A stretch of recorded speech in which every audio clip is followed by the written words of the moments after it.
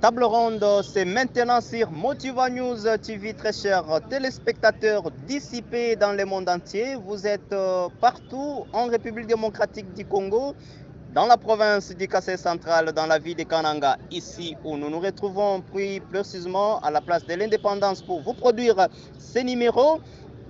Au menu, le 30 juin 1960, une date symbolique marquée l'indépendance de la République démocratique du Congo.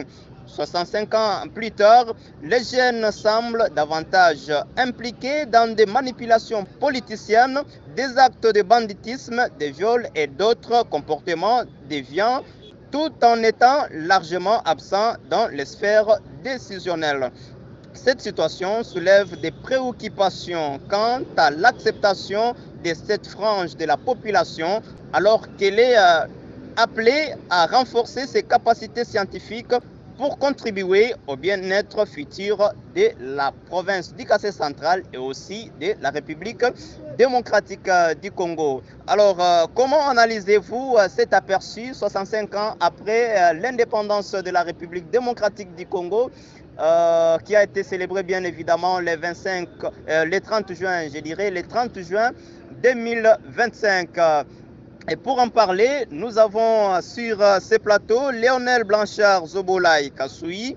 Il est président interfédéral du parti politique Alliance pour la bonne gouvernance, également vice-président du groupe 5. Il est aussi coordonnateur provincial des établissements publics de la formation professionnelle de l'Église orthodoxe russe au Congo. Monsieur Léonel Blanchard Kassoui, nous sommes avec vous sur ce plateau de Motiva News TV dans le compte de l'émission Table Ronde. Bonjour et bienvenue. Bonjour monsieur Patient. Quand même la santé ça va? Non, ça va, ça va. Donnons pas sa grâce vraiment. Merci. Très chers téléspectateurs, très content de vous savoir nombreux. Abonnez-vous massivement et aussi likez pour plus de visibilité et pour nous suivre intégralement. Bonjour, je suis Jacques Girard Coiffure, je suis tenue par mon mari, mon époux, ma raison de vivre, je reste Moulumba. C'est lui qui m'a soutenu de faire tout ça. Je fais l'esthétique et coiffure. Je suis précisément à Kananga, à la Kermesse, ici à la SNEL, à côté de l'hôtel de ville. Bisous, bye. Ok, comme nous l'avons dit, très chers téléspectateurs, vous qui nous suivez partout dans le monde, nous avons sur ce plateau M. Léonel Blanchard Zobolay. Il est président interfédéral du parti politique Alliance pour la bonne gouvernance et aussi vice-président du G5, groupe des 5. Voilà, nous sommes avec lui pour parler des 65 ans après l'indépendance de la RDC. Les jeunes aujourd'hui sont impliqués dans les actes de banditisme, de criminalité, manipulés par les politiciens et aussi d'autres comportements déviants, dépravants. Alors, Monsieur Léonel, oui. Nous sommes avec vous.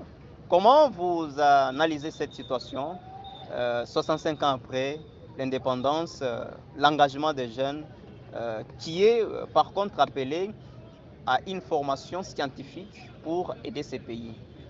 Ça va, merci bien, monsieur Patient. D'abord, je m'en vais remercier la télévision Motiva News voilà, pour cette marque de considération de m'inviter en tant que jeune leader de la province du Kassai central pour enfin de discuter ensemble sur ce sujet de la jeunesse aujourd'hui qui est dans la délinquance juvénile. Après 65 ans de l'indépendance, on ne trouve pas normalement qu'il y a un changement du côté jeune manipulé par les politiciens. La première question que nous devons d'abord nous poser, c'est quelle jeunesse qui est manipulée par les politiciens? Et quels sont ces politiciens-là qui manipulent les jeunes? Parce que normalement, au Congo, nous avons certains jeunes qui n'ont pas un avenir. Les gens qui ne veulent que des intérêts directs pour nuire la personnalité du pays. Nous n'avons que ce Congo comme pays. Mais vous trouverez certaines personnes qui n'ont pas l'avenir dans leur vie. Il faut qu'on se le dise normalement. Ils n'ont pas cet avenir-là. Manipulés par les politiciens de mauvais goût. Parce que, étant patriote congolais, quelqu'un ne peut pas faire des actes qui vont à l'encontre du bénéfice de son pays. Évidemment. Vous allez voir quelqu'un qui envisage normalement ses intérêts privés, il va chercher un groupe de jeunes. C'est quel jeune? C'est pourquoi je dis, c'est quel jeune qui est manipulé? Vous voyez, quand quelqu'un a par moment participé dans des universités, il a foulé ses pieds aux universités, voulais-je dire, il a étudié, c'est tout à fait difficile normalement que cette marque de la jeunesse soit impliquée dans l'utilisation des politiciens. Parce qu'un jeune conscient, c'est quelqu'un normalement qui dit « je vais étudier, c'est pour l'intérêt du pays, c'est pour l'intérêt de la nation, je ne peux pas être impliqué dans des manipulations des politiciens, ainsi de suite. » Et qui est ces politiciens? Bon, on ne doit pas faire la politique normalement pour nuire la jeunesse. Parce que je crois un président de ce pays, du temps des Zaïre, le fait Mobutu Sese Seko, il a dit la jeunesse est la sève qui ferait revivre l'avenir. Donc sans la jeunesse, on ne parlera pas de l'avenir. Donc la jeunesse, c'est le Congo de demain. Si aujourd'hui les politiciens manipulent la jeunesse par leurs intérêts propres, donc je trouve normalement que ces politiciens-là ne sont pas de vrais patriotes congolais. Ne sont pas de vrais patriotes. Parce qu'un vrai patriote congolais, c'est quelqu'un qui commence d'abord par encadrer cette jeunesse-là. Comment préparer le futur de cette jeunesse-là. Mais vous allez vous rendre compte qu'aujourd'hui, les jeunes, normalement, comme je l'ai dit, qui n'ont pas d'avenir, ce sont des gens que nous pouvons encadrer. Leur dire que voilà ce que l'avenir nous réserve. C'est vous qui allez prendre ce Congo en charge. C'est vous qui allez faire ça, c'est vous qui allez faire ça. Mais vous allez vous rendre compte que par la mauvaise foi des politiciens, je commence d'abord par les politiciens centre-kassaïens. Ils sont en train d'utiliser les jeunes par-ci, par-là. Vous allez voir, ça c'est le camp 2. Ça c'est le camp 2. Ça c'est le camp 2. C'est pourquoi aujourd'hui, quand nous évaluons le bilan de la jeunesse, c'est zéro. Voilà. C'est zéro. Vous dites que le bilan, c'est zéro depuis 65 ans maintenant. Évidemment, c'est quoi les événements très marquants ou les faits qui sont palpables qui vous font dire cela? Bon, je l'ai dit dans mon intervention. Ce qui prime normalement aujourd'hui sur le banditisme, la délinquance juvénile remarquée à la jeunesse, c'est parce que la politique s'est imposée négativement. Parce que lorsque la politique s'impose positivement à la jeunesse, c'est pour que cette politique éduque la jeunesse pour dire voilà la manière dont on doit faire la politique. Parce que je sais, la politique prime partout. Mais vous allez voir que la politique ou les politiques de chez nous, congolais ou centre-kassaïens, ne visent que leurs propres intérêts. Vous allez, on va les appeler même les vieux loups politiques. Ils ne visent que leurs propres intérêts. Ils utilisent abusivement ces jeunes-là pour leurs propres intérêts. Ce sont eux qui restent dans leur maison, mais ce sont ces jeunes-là qui sont dans les rues pour dire et on ne baise toutefois, et on ne boise toutefois. Ne touchez pas celui-ci, ne touchez pas celui-ci. Même s'il a volé l'argent du pays, même s'il a fait quoi, mais parce que ces jeunes-là ont bénéficié quelque chose de la part de ce monsieur-là, ils vont se casser en 1000 morceaux pour les défendre, même s'il a raison ou pas. Alors, vous avez remarqué que une minorité de jeunes sont ceux-là qui s'engagent, sont ceux-là qui prennent la chose au sérieux. Vous avez même remarqué que dans la sphère décisionnelle du pays, il y a moins de jeunes. On pouvait citer ici Constant Moutamba qui est dans des problèmes avec la justice. Il y a Madame Noëlla de la jeunesse, éveil patriotique. Il y en a plusieurs. Mais ce sont des jeunes dans le gouvernement qui ne s'imposent pas, qui sont beaucoup plus, comme le cas de Constant, qui sont plus teintés dans des situations inacceptables. Oui. Alors, qu'est-ce qui fait que cela arrive souvent? Vous savez, aujourd'hui, les vieux ne veulent pas céder la place aux jeunes. C'est vrai. C'est vrai, les vieux ne veulent pas céder la place aux jeunes. J'évoque d'abord la situation de Constant.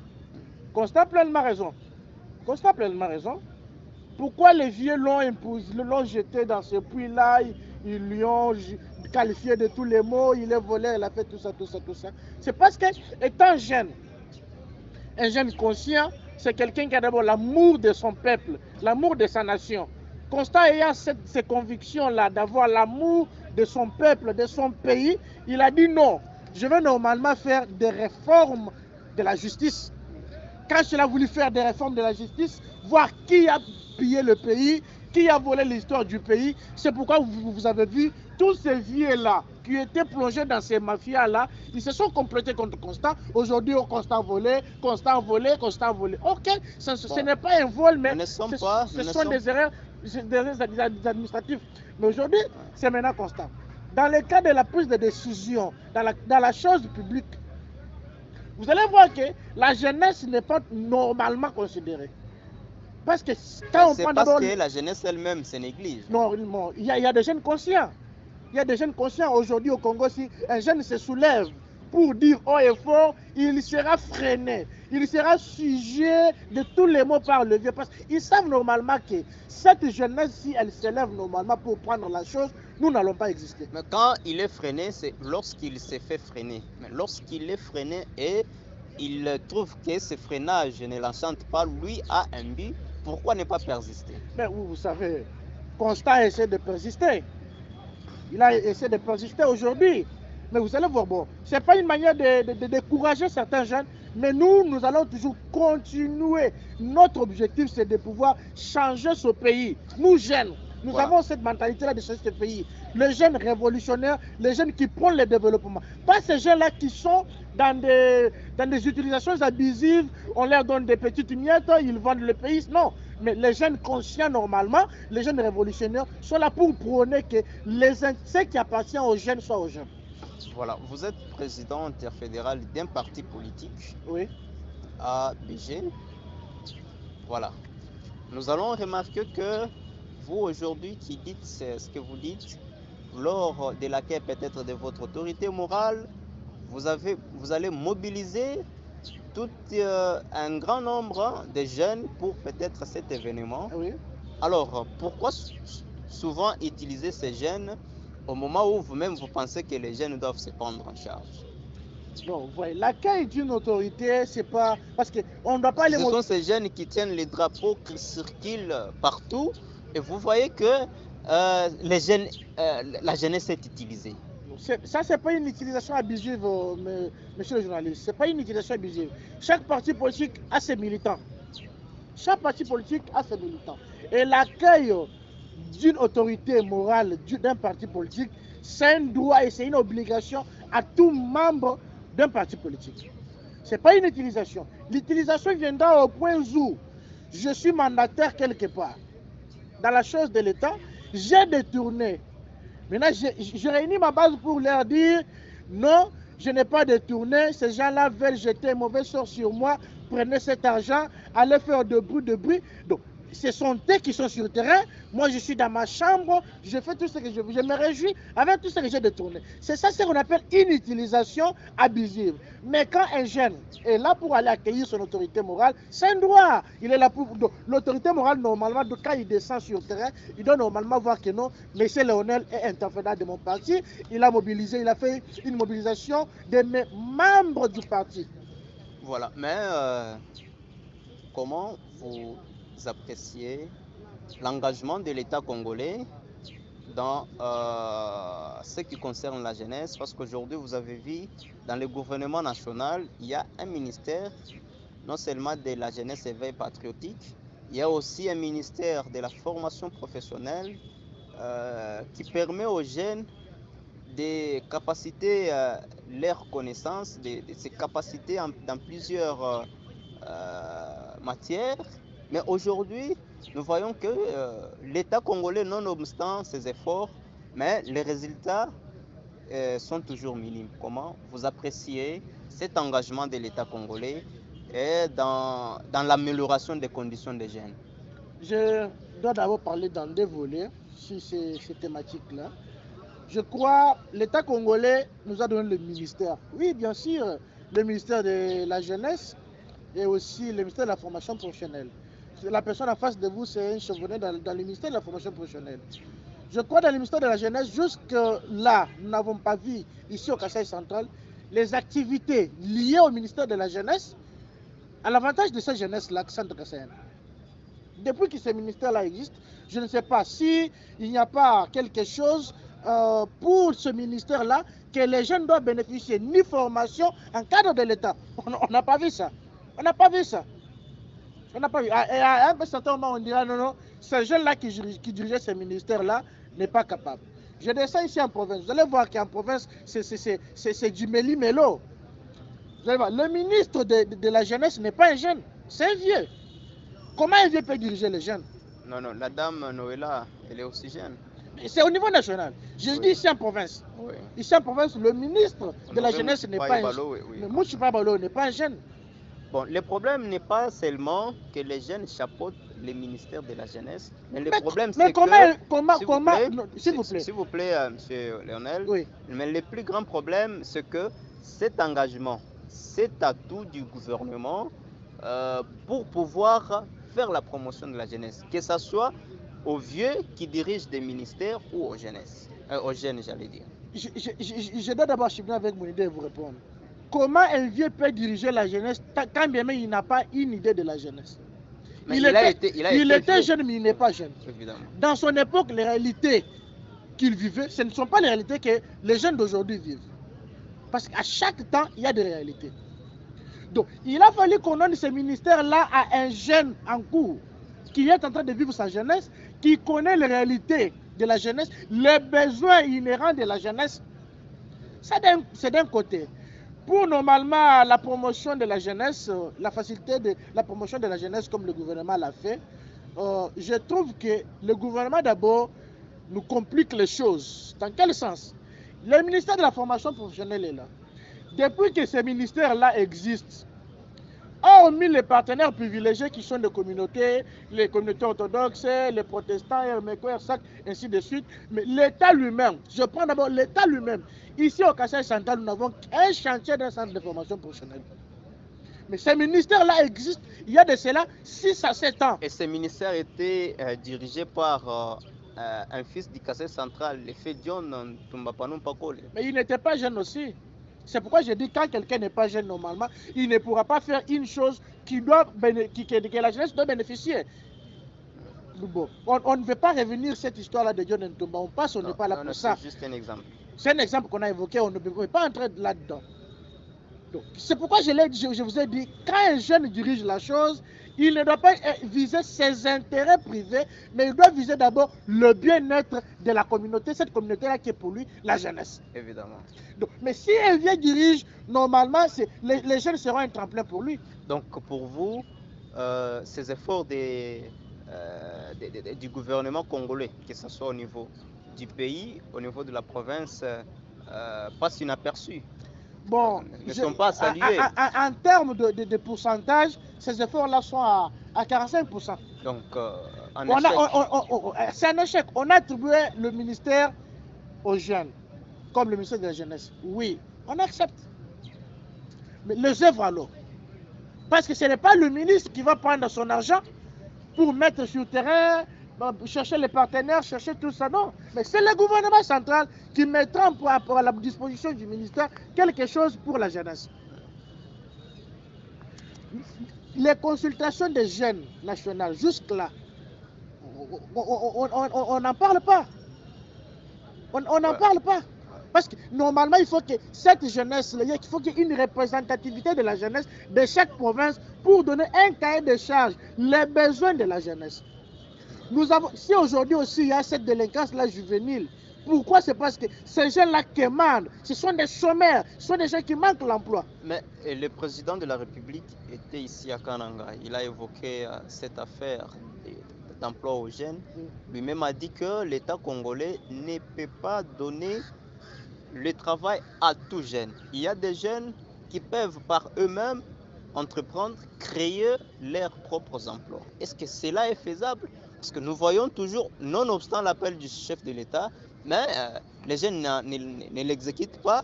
Il y en a qui demeurent dans la mendicité dont vous l'évoquez. Vous savez, l'entrepreneuriat, il faut que nous revenions normalement dans la vie quotidienne.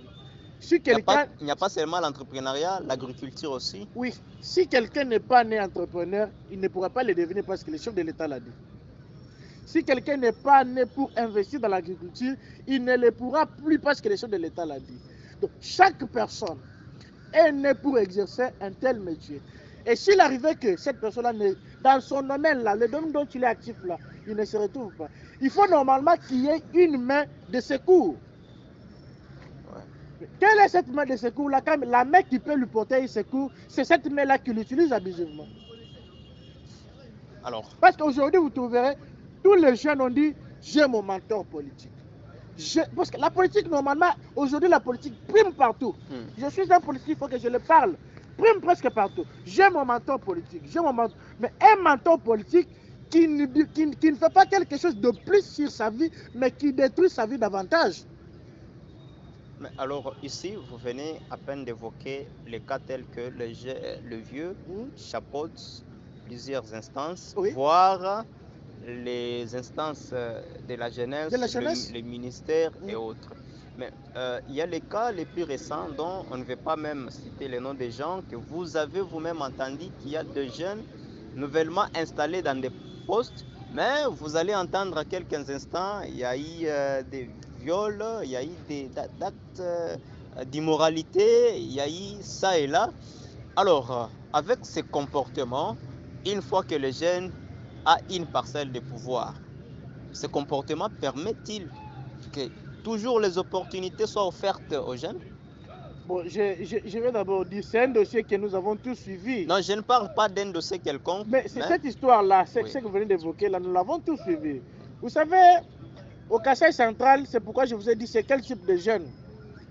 S'il y a un jeune conscient, il ne peut pas faire ça. Mais il y a des jeunes mal intentionnés qui, par moment, aujourd'hui, c'est M. Léonel qui est à la tête d'un parti politique. Demain, vous allez entendre que non, Léonel a fait ça, il a fait ça, il a fait ça, il a fait ça. Tout ça, c'est pour seulement nuire la personnalité de Léonel. Donc, au Kasaï central, c'est quoi? On ne veut pas que Patient soit là-bas. On ne veut pas que Motiva News soit une chaîne de télévisée la plus suivie. Donc, c'est ça. Donc, chaque personne est là seulement pour ses intérêts.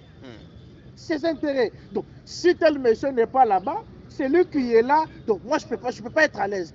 Il a fallu que nous puissions les taxer de tous les mots. Que nous faisions tout ce qu'il faut pourvu que ce monsieur-là quitte ce poste-là. Oubliant que ce monsieur-là, c'est un jeune comme toi. C'est de la mauvaise volonté. Derrière ce dossier-là, il y a une main noire. Quand on doit suivre ce dossier-là, vous allez voir que donc, même l'ANER a quitté ce monsieur pour dire non. Il n'était pas impliqué dans ce dossier-là. Mais quelque part, là, vous allez voir que non. Il y a des gens qui veulent sa déchéance, il y a des gens qui veulent son départ. Nous ne sommes pas là-bas, oui, je suis en train d'expliquer pour dire que... vous entrez en fond au moment où... Je n'entre pas en fond, mais je suis en train de survoler. Parce que si j'allais entrer en fond, je l'ai cité le nom des gens. Mais je suis en train de pour dire que... Je cite pour dire que c'est de la mauvaise volonté de certaines personnes, donc les jeunes, pour dire que quand quelqu'un a une tâche de responsabilité comme jeune, les autres ne vont pas se réjouir. Ils vont chercher à le faire partir pourvu qu'il soit là-bas. Oubliez que quand ils seront aussi là-bas, quelqu'un autre viendra aussi pour lui faire tel qu'il a fait à l'autre. Voilà. Donc, nous jeunes devons être conscients. Si aujourd'hui c'est Patient qui a un poste de responsabilité, nous devons les soutenir. Voilà, nous sommes en train de terminer ce numéro de table ronde sur Motiva News TV. Oui. C'est quoi votre conclusion? Non seulement l'engagement de la jeunesse, mais aussi, comme je vous ai dit, les efforts du gouvernement et aussi l'avenir, que porte l'avenir pour cette jeunesse. La première des choses, moi je m'en vais d'abord lancer... En termes de conclusion. En termes de conclusion. Oui. Je lance d'abord un cri d'alarme au gouvernement. Quand je vois le gouvernement, je vois d'abord Madame la ministre Judith Suminwa, que je salue en passant, et le président de la République, chef de l'État, Félix Antoine Tshisekedi Tshilombo, les garants de l'unité nationale et l'autorité morale de l'Union sacrée, dont nous sommes membres, de bien vouloir suivre normalement les histoires et les projets qui concernent la jeunesse. Parce que c'est cette jeunesse aujourd'hui qui pourra normalement diriger ce pays dans les jours à venir. C'est qu'elle était jeune comme nous. Judith Suminwa était jeune comme nous. Mais aujourd'hui, ils sont à la tête de ce pays. Il faut normalement qu'ils encadrent cette jeunesse à bien gérer la chose dans les jours à venir. Ça, c'est de leur côté. Du côté jeune, normalement, nous devons nous assumer. Nous devons nous assumer. À Luba, on a toujours dit, nous devons nous prendre en charge. Nous ne pouvons pas être là pour suivre les manipulations de ces gens-là. Ils ont déjà gagné leur vie. Mais nous, La plupart de ces jeunes-là qui sont derrière les politiciens, ce sont des vrais pauvres. Il est au pouvoir aujourd'hui, tu es derrière lui. Après son départ, tu restes pauvre. Mais normalement, chaque jeune doit chercher de quelle manière, de quelle façon il doit s'assumer à prendre ses responsabilités étant congolais. Ces jeunes-là, normalement, qui font des bêtises, qui sont dans les délinquances juvéniles, moi, je leur invite de prendre leur conscience, de dire que non, nous n'avons que le Congo comme pays, nous n'avons que le Kasaï central comme province, nous ne pouvons pas être manipulés par ces vieux loups-là. Parce qu'aujourd'hui, certains iront, mais nous allons rester. Mais si nous allons rester, nous serons toujours divisés ou nous serons toujours ensemble. Tous unis, nous ferons un Congo fort et prospère. Merci, Monsieur Léonel Blanchard Zobolay. Je rappelle que vous êtes président interfédéral du parti politique ABG, Alliance pour la bonne gouvernance. Vous êtes également membre du groupe 5, vice-président, donc G5, et aussi vous assumez des fonctions comme coordonnateur provincial dans les établissements publics des églises orthodoxes au Congo. Nous vous disons merci d'avoir répondu à notre invitation. Merci beaucoup, M. Patient. Je dis aussi merci à Motiva News. Merci très chers téléspectateurs de Motiva News TV. Comme vous l'avez bien entendu, c'est la fin de ce numéro table ronde sur votre chaîne qui vous sert en temps réel. Nous avions reçu Léonel Blanchard Zobolay. J'étais dit derrière les caméras par ingénieur Kermel est là. Moi je m'appelle Patient Marcelin Moutivan Zembele. Nous vous fixons un rendez-vous prochain, mais avant de vous quitter, nous vous prions de vous abonner massivement, liker et aussi partager pour plus de visibilité. Restez toujours avec nous pour les prochains numéros. Au revoir. Bonsoir, je suis Kermel le motivateur. Je suis entrepreneur de la ville du Kananga. Ici, nous sommes dans la kermesse, cette activité qu'on a organisée pour les entrepreneurs et tous ceux qui veulent se divertir. Alors, je vous invite à venir sur le stand que j'ai, que vous êtes en train de voir. Il y a les produits qui sont là que vous pouvez acheter. Il y a le beurre, il y a les samoussas, il y a les chips, il y a des croquettes. Tout ce que vous pouvez avoir besoin pour manger, ça y est ici sur mon stand. Venez à un bon prix. Ce n'est pas un prix élevé, c'est un bon prix. Venez vous divertir avec nous. C'est la kermesse qui va faire presque un mois. Nous serons ici avec vous. Tous les 30 jours, nous serons ici avec vous. Venez acheter mes produits, les produits très bien préparés, les produits bio, les produits à moins cher. Vraiment, je vous attends tous. Venez acheter et ça fera du bien. Ciao.